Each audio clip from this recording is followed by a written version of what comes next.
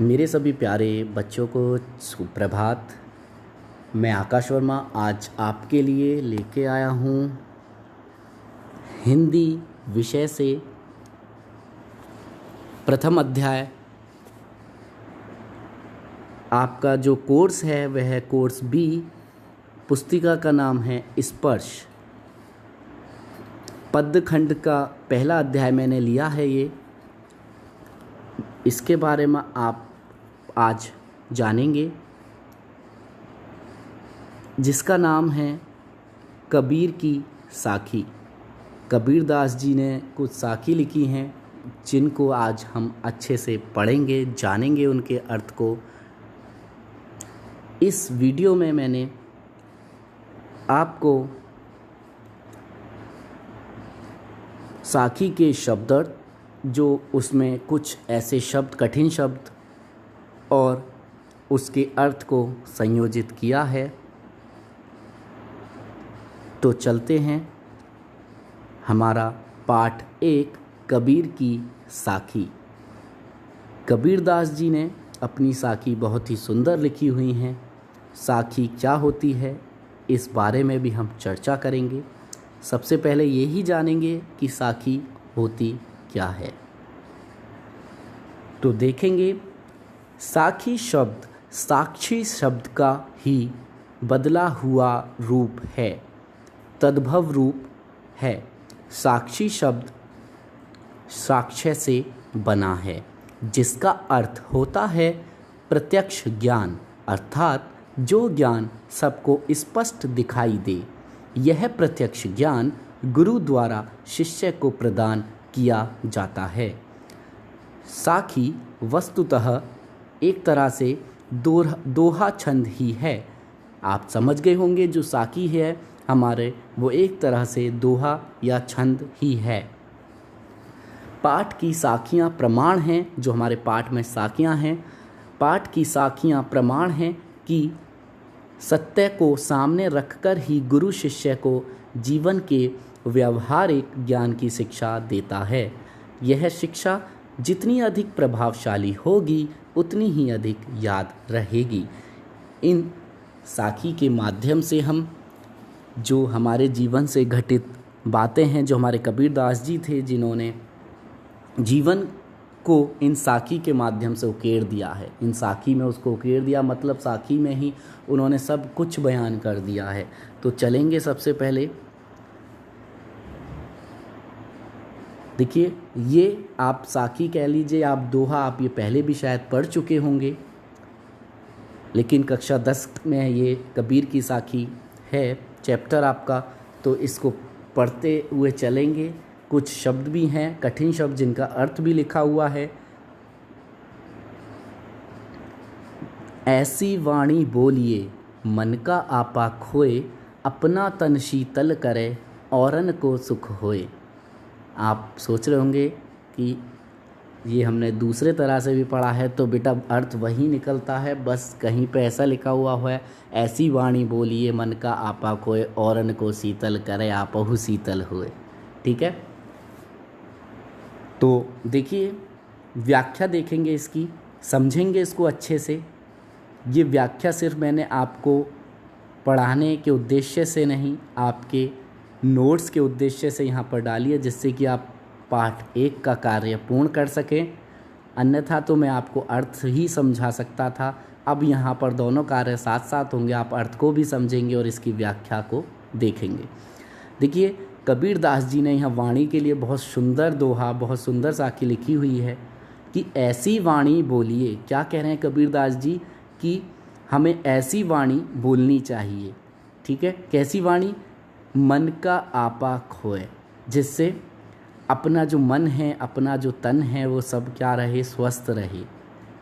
ठीक है। तो देखेंगे इसका, अपना तन शीतल करे, अपना तन मन तो शीतल ही करे, औरन को भी सुख होए, और औरन को भी सुख होना चाहिए। मतलब कि वह क्या कहना चाहते हैं इस साखी के माध्यम से, कि जो हमें वाणी है, जो हमें बोलना चाहिए, जो हमें शब्द निकालने चाहिए, वो इतने शीतल, इतने अच्छे होने चाहिए कि कड़वे ना हो, किसी को बुरा ना लग जाए, इसलिए सोच समझकर हमें ऐसी वाणी बोलनी चाहिए जो सामने वाले को आकर्षित करे, अपनी ओर खींचे। इस तरह हमें अपनी वाणी को बोलना चाहिए। देखिए व्याख्या क्या लिखी हुई है। कबीरदास जी कहते हैं कि हमें अपने मन का अहंकार त्याग कर ऐसी भाषा का प्रयोग करना चाहिए जिसमें हमारा अपना तन मन भी स्वस्थ रहे और दूसरों को भी कोई कष्ट ना हो, अर्थात दूसरों को भी सुख प्राप्त हो। ठीक है, वो यही कहना चाह रहे हैं कि जो इंसान है उसमें मैं होती है, अहम होता है, अहंकार होता है। ठीक है, जब वो बोलता है तो उसकी भाषा से, उसकी वाणी से ही पता चल जाता है कि वह क्या कह रहा है। तो हमेशा अपनी वाणी को इतना मीठा बना के रखिए कि सामने वाले को अच्छी लगे। ठीक है, आगे चलते हैं दूसरी साखी की ओर। कस्तूरी कुंडली बसे मृग ढूंढे बन माही, ऐसी घटी घटी राम हैं दुनिया देखे नाही। ठीक है, कस्तूरी कुंडली बसे, कबीरदास जी क्या कह रहे हैं इसमें कि मृग ढूंढे बन माही। देखिए आपने सुना होगा कि मृग में क्या होती है, कस्तूरी होती है, और मृग के वो क्या होती है, नाभि में होती है। लेकिन मृग क्या सोचता है कि वो खुशबू से कहाँ से आ रही है, बाहर से आ रही है, बाहर की दुनिया से आ रही है। तो वो बेचारा इधर से उधर भागता डोलता है। ठीक है, आपने जानते ही होंगे, जबकि वो है कहाँ कस्तूरी, उसके अंदर नाभि में ही समाई हुई है।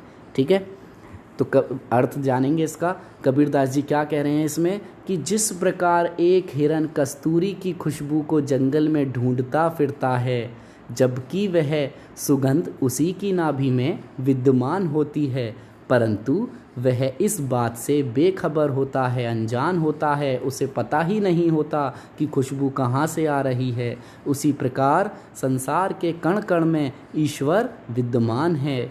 आप उसे ढूंढिए मत। आप इधर से उधर भटक रहे हैं कि ईश्वर यहाँ मिलेगा, ईश्वर वहाँ मिलेगा।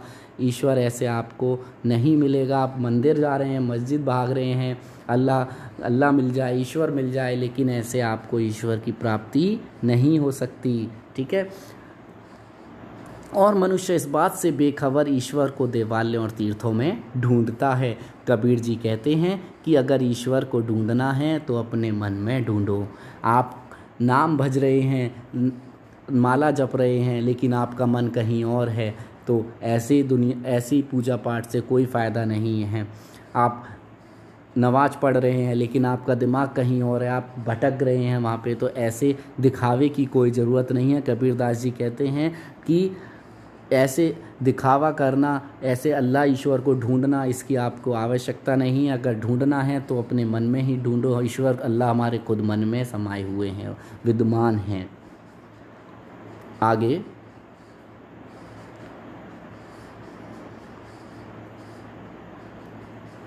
जब मैं था तब हरि नहीं, अब हरि है मैं नाही, सब अंधियारा मिटी गया जब दीपक देखा माही। बहुत सुंदर पंक्तियाँ, बहुत सुंदर साखी। देखिए कबीरदास जी क्या कह रहे हैं इसमें, जब मैं था तब हरि नहीं। हरि का मतलब ईश्वर, परमेश्वर। और मैं क्या होता है, देखिए मैं एक तो होता है अपने लिए प्रयोग, और एक मैं क्या होता है, अहंकार। ठीक है, जब मैं था, जब मुझ में क्या था, अहंकार था, तब हरि नहीं। तब क्या था, जब मुझ में अहंकार था तब हरि, तब ईश्वर, तब परमेश्वर मेरे साथ नहीं था। क्यों नहीं था, क्योंकि भाई तू उसे खुद गदान नहीं रहा था, तुझे खुद पता नहीं था, तू इतने मोह माया के बंधन में बन चुका था, तुझ में इतना अहंकार आ चुका था कि तुझे परमेश्वर का पता ही नहीं था। तो कबीरदास जी ने बहुत सुंदर लिखा है। कबीरदास जी कहते हैं कि जब इस हृदय में मैं अर्थात मेरा अहंकार था, तब इसमें परमेश्वर का वास नहीं था। परंतु आगे का देखिए, सब अंधियारा मिटी गया जब दीपक देखा माही। अंधियारा अंधकार, दीपक आप जानते हैं जो रोशनी प्रदान करता है, दीपक दिया। तो क्या कहते हैं कबीरदास जी कि परंतु अब मेरे जो हृदय है उसमें अहंकार नहीं है, तो इसमें प्रभु का वास है। मतलब कि जहाँ अहंकार होता है वहाँ प्रभु कभी वास नहीं करते। ठीक है, जब परमेश्वर नामक दीपक के दर्शन हुए तो अज्ञान रूपी अहंकार का विनाश हो गया। कबीरदास जी कह रहे हैं कि परमेश्वर ईश्वर नामक दीपक के दर्शन, जो मैंने जब दीपक के एक दर्शन किए तो क्या हुआ, जो मेरे में अहंकार था वो सब क्या हुआ, अपने आप मिट गया, उसका विनाश हो गया। ठीक है, आगे। सुखिया सब संसार है खाए अरु सोवे, सुखिया सब संसार है खाए अरु सोवे, दुखिया दास कबीर है जागे अरु रोवे। बहुत सुंदर साखी दोहा। क्या लिखा हुआ है इसमें, देखिए सुखिया, सुखिया का मतलब मैंने लिखा हुआ है सुखी, इसका अर्थ होता है सुखी। सुखी सब संसार है, जो हमारा संसार है सब क्या है, सुखी है, सब बहुत बढ़िया जीवन व्यतीत कर रहे हैं, किसी को किसी से कुछ लेना देना नहीं है, अपना खाना पीना मौज लेना। ठीक है, खाए अरु सोवे, खाता है और क्या करता है, सो जाता है। ठीक है, तो क्या है, अभी अज्ञान के अंधकार में डूबा हुआ है वो। ठीक है, दुखिया दास कबीर है, लेकिन ऐसे लोगों को देखकर हमारे जो कबीर दास जी हैं वो क्या हैं, बड़े दुखी हैं, और वो इसकी सोच में ही ईश्वर प्राप्ति के लिए ही कि इनको कैसे ईश्वर प्राप्ति हो, और अपने खुद सोच रहे हैं, इस आशा में ही हैं, और इस आशा में क्या कर रहे हैं, वो जागे अरु रोवे, वो जागते हैं और रोते हैं। वो इसलिए ही रो रहे हैं कि संसार में ऐसे अज्ञानी हैं, ऐसे अंधकार में डूबे हुए लोग हैं जो अपनी मृत्यु आदि से भी अनजान हैं, उन्हें पता नहीं है कब मृत्यु आए, क्या है, उन्हें कुछ लेना देना नहीं, वो केवल सुख जीवन व्यतीत किए जा रहे हैं, खा रहे हैं, पी रहे हैं, मौज ले रहे हैं। तो देखिए व्याख्या भी यही लिखी हुआ है। कबीर जी कहते हैं कि संसार के लोग अज्ञान रूपी अंधकार में डूबे हुए हैं, अपनी मृत्यु आदि से भी अनजान सोए हुए हैं। ये सब देखकर कबीर दुखी है और वे रो रहे हैं। वे प्रभु को पाने की आशा में हमेशा चिंता में जागते रहते हैं। ठीक है, नेक्स्ट। बिरह भुवंगम तन बसे, मंत्र न लागे कोई, राम वियोगी ना जिवे, जिवे तो बोरा हुई। बोरा मतलब पागल। ठीक है, तो देखिए प्रथम पंक्ति लिखी है, बिरह भुवंगम तन बसें। बिरह मतलब बिछड़ने का गम, कह रहे हैं ना, बिरह की अग्नि, बिछड़ने का गम। भुवंगम होता है सांप। ठीक है, तो समझेंगे इसके अर्थ को। क्या कहना चाह रहे हैं कबीरदास जी इसमें, कि जब मनुष्य के मन में अपनों के बिछड़ने का गम, जब कोई अपने होते हैं और जब वो बिछड़ जाते हैं तो बड़ा ही गम होता है। ऐसा लगता है जैसे कि हमारे शरीर पर एक सांप सा लौट गया हो। ना तो उस पर किसी व्यक्ति की बातों का असर होता है, ना ही कोई दवा असर करती है, क्योंकि वह गम, उसे वो गम इतना सताया होता है कि वह उस बात को भूल ही नहीं रहा होता है। आगे, राम वियोगी ना जीवे, जिवे तो बुरा हुए। उसी तरह क्या कह रहे हैं कबीरदास जी, कि उसी तरह भगवान राम के जो वियोग में, अर्थात ईश्वर के वियोग में जो मनुष्य है वह जीवित रह सकता है, और यदि जीवित नहीं रह सकता। वो कह रहे हैं कि राम वियोगी ना जीवे, राम के वियोग में मनुष्य जीवित नहीं रह सकता। जीवे तो बोरा होए, जीवे तो बोरा होए, बोरा मतलब पागल। अगर वो जीव ही जाएगा तो उसकी स्थिति कैसी हो जाएगी, पागलों जैसी हो जाएगी। वही लिखा है व्याख्या में। कबीरदास जी कहते हैं, जब मनुष्य के मन में अपने के बिछड़ने का गम सांप बनकर लौटने लगता है तो उस पर ना कोई मंत्र असर करता है और ना ही कोई दवा असर करती है। उसी तरह राम अर्थात ईश्वर के वियोग में मनुष्य जीवित नहीं रह सकता, और यदि वह जीवित रहता भी है तो उसकी स्थिति पागलों जैसी हो जाती है। बहुत सुंदर दोहा। तो आप इन्हें अच्छे से समझ लिया होगा। आगे का देखते हैं। निंदक नेड़ा राखिए आंगण कुटी बधाए, बिन साबण पानी बिना निर्मल करे सुभाए। आप इसे पढ़ चुके होंगे, दोहा ये अक्सर सुनने को हमें मिलता रहता है। देखिए निंदक कौन होते हैं, निंदक निंदा करने वाला, बुराई करने वाला, जो हमारी बुराइयों को बताए, हो सकता है हमें बताए ना बताए, पड़ोसी को तो ज़रूर बता ही सकता है। ठीक है, तो निंदक मतलब निंदा करने वाला। नेड़ा निकट या नियरे भी हम इसे पढ़ा है हमने, नियरे राखिए, तो नेड़ा निकट। ठीक है। प्रथम पंक्ति में आंगड़ी, आंगड़ी मतलब आंगन, आंगन आप जानते ही हैं। ठीक है। निंदक नेड़ा राखिए, जो निंदक है, कबीरदास जी कह रहे हैं जो बुराई करने वाले लोग हैं, ऐसे लोगों को हमें हमेशा कहाँ रखना चाहिए? निकट, अपने नेड़ा, नियरे। ठीक है। हमें उन्हें अपने पास रखना चाहिए। आंगन कुटी बधाए, अगर हो सके, अगर आपके बस में हो तो उनके लिए क्या कर दो?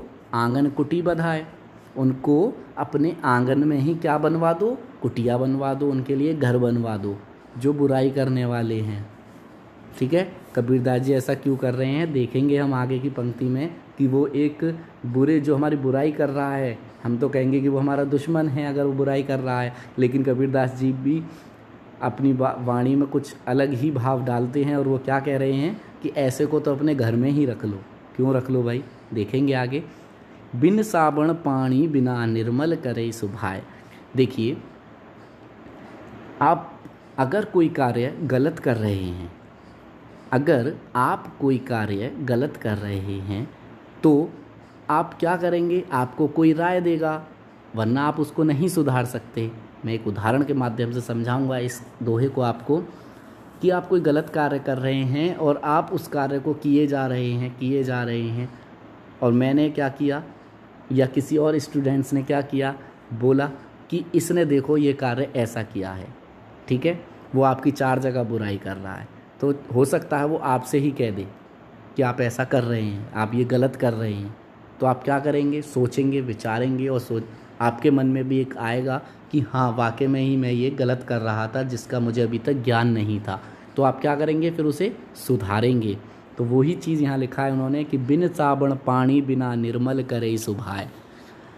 देखिए, बिना साबुन के, बिना पानी के, वो क्या कह रहे हैं कि निर्मल करे सुभाए, उसका जो स्वभाव है वो सब क्या हो जाएगा? साफ हो जाएगा। तो वो देखिए क्या लिखा है, कबीरदास जी क्या कह रहे हैं कि इसमें कबीरदास जी कहते हैं कि हमें हमेशा निंदा करने वाले व्यक्तियों को अपने निकट रखना चाहिए। हो सके तो अपने आंगन में ही उनके लिए घर बनवा लेना चाहिए, अर्थात हमेशा अपने आसपास ही रखिए। देखिए, घर बनवाने का यहाँ ये मतलब अर्थ नहीं है कि आप सोचें कि जितने हमारे निंदा करने वाले हैं, क्या सर हम उन सबका घर खुद बनवा लें अपने आंगन में, उनको खुद निवास स्थान अपना दे दें? ऐसा नहीं है। घर का मतलब है कि उन्हें अपने आस पास रखना, उनसे दूरी ना बना के उनके करीब रहना। जब तक आप करीब नहीं रहेंगे तो क्या होगा? आपको बुराइयां ही नहीं पता चलेंगी, आपके अंदर क्या बुराइयां छुपी हुई हैं, क्या गलतियां हैं आपकी। ठीक है। जिनको आप सुधार सकें, आपको सुधारने का मौका मिले। लेकिन जब आप उन्हें दूरी रख दोगे तो वो तो आपके पास आएंगे नहीं और आपको आपकी गलतियां पता नहीं चलेंगी। इसलिए वो कह रहे हैं कि उन्हें अपने पास रखिए। ठीक है। तो इसलिए उन्होंने लिखा है कि अपने आंगन में ही उनका घर बनवा लेना चाहिए, अर्थात हमेशा अपने आसपास ही रखना चाहिए, ताकि हम उनके द्वारा बताई गई अपनी गलतियों को सुधार सकें। इससे हमारा स्वभाव बिना साबुन और पानी की मदद के ही साफ़ हो जाएगा। उनका क्या मानना है कि जो हमारा स्वभाव है, ना तो देखिए यहाँ साबुन की ज़रूरत, साबुन से मतलब है ना तो हमें किसी पैसे खर्च करने की ज़रूरत, ना अन्य किसी कार्य की ज़रूरत करने की। आप बस उनसे अपने पास रखिए और आपकी वो जो गलतियां हैं उनको बताते रहेंगे, तो आपका कुछ गया भी नहीं और आपका क्या हुआ? स्वभाव जो था, आपकी जो गलतियां थी वो सब क्या हो गया? अच्छी हो गई, आपने उनको सुधार दिया गलतियों को। तो वही लिखा है इसमें कि इससे हमारा स्वभाव बिना साबुन और पानी की मदद के ही साफ हो जाएगा। ठीक है, समझ गए होंगे आप। आगे, पोथी पढ़ी पढ़ी जग मुवा पंडित भयानक होए, एके अशिर पीव का पढ़े सुपंडित होए। बहुत बढ़िया दोहा है ये। देखेंगे व्याख्या क्या है इसकी। देखिए, पोथी होती है पुस्तक, पढ़ी पढ़ी आप जानती है पढ़ना। जग मुवा, जग मतलब संसार, ठीक है, मुवा होता है मरना। तो क्या मतलब हुआ इसका कि जो पुस्तकें हैं उसको पढ़ते पढ़ते जो संसार है क्या हो गया? वो मर गया। पंडित भयानक होए, जो पंडित है, भया मतलब बनना, ना कोई मतलब आप जानते ही हैं, कोई भी क्या नहीं बना पढ़ने के बाद भी, पंडित नहीं बना। इतनी इतनी सारी पुस्तकें गट्ठर पढ़ ली उसने पुस्तकों की, इतनी मोटी मोटी पुस्तकें उसने ज्ञान हासिल कर लिया, लेकिन फिर भी वो पंडित नहीं बना। एके असिर पीव का, एक अक्षर प्रिय का, पीव मतलब प्रिय का, एक अक्षर पीव का, पीव से यहाँ अभिप्राय है ईश्वर प्रेम से, ठीक है।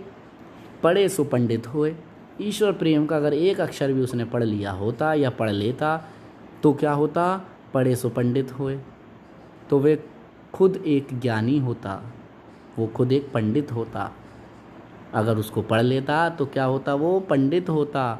लेकिन उसने क्या किया, किताबी बुकों को ही पढ़े जा रहा है, मोटी मोटी पुस्तकों को पढ़े जा रहा है, उसे और कुछ नहीं पता। तो व्याख्या देखेंगे एक बार इसकी हम।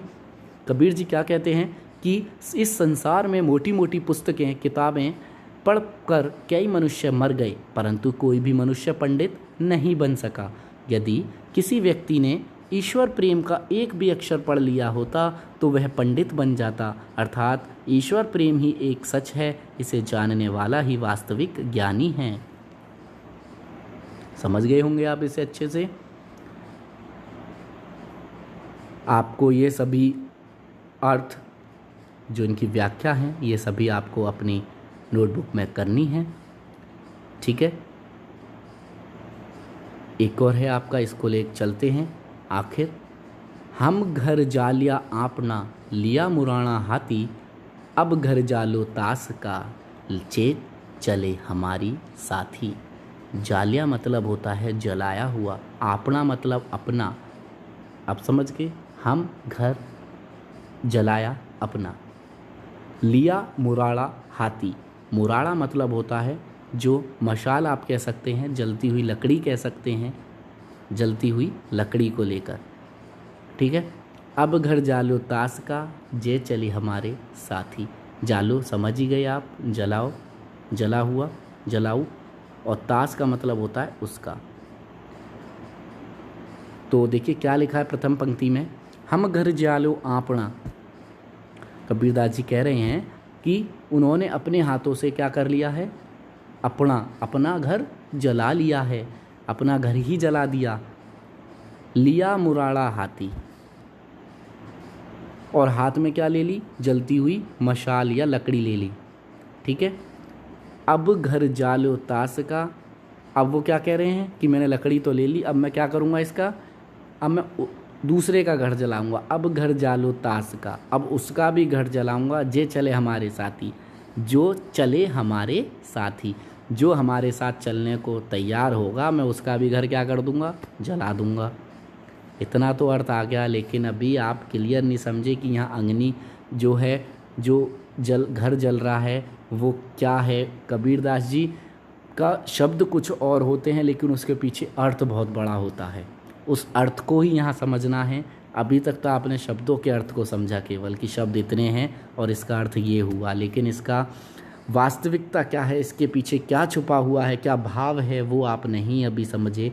तो उसको समझेंगे अभी, कि कबीरदास जी कहते हैं कि हमने अपने घर उन्होंने क्या किया, अपने घर को अपने ही हाथों से जला दिया। मतलब कि जो मोह माया रूपी घर था उन्होंने उसको जलाकर ज्ञान प्राप्त कर लिया, ठीक है। अब उनके हाथ में जलती हुई क्या है, लकड़ी है। लकड़ी का मतलब है यहाँ पर ज्ञान। अब उनके पास इतना ज्ञान आ चुका है, कहना का अर्थ ये है कि जब तक जो मोह माया है आपकी, जो घर परिवार और इस मोह माया में आप लगे रहेंगे, तब तक आपको ज्ञान हासिल पूरी तरह से नहीं हो सकता, ठीक है। उसके लिए आपको मोह माया को त्यागना होगा।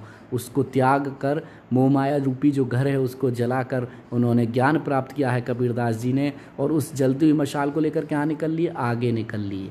मतलब अब मशाल मतलब क्या हो गया कि उन्होंने ज्ञान तो हासिल कर लिया, अपने घर को आग लगा के, मतलब अपने मोह माया छोड़ के। अब उनके पास क्या है, ज्ञान है। अब वो ज्ञान को लेकर क्या कर रहे हैं, ज्ञान की तुलना लकड़ी से कर दी है, ठीक है। मतलब अब वे किसका घर जलाएंगे, दूसरे का। किसका, जो उनके साथ चलना चाहता है। तो क्या कह रहे हैं कि अब वे उसका घर जलाएंगे जो उनके साथ चलना चाहता है, अर्थात उसे भी मोह माया से मुक्त होना होगा, जो ज्ञान प्राप्त करना चाहता है।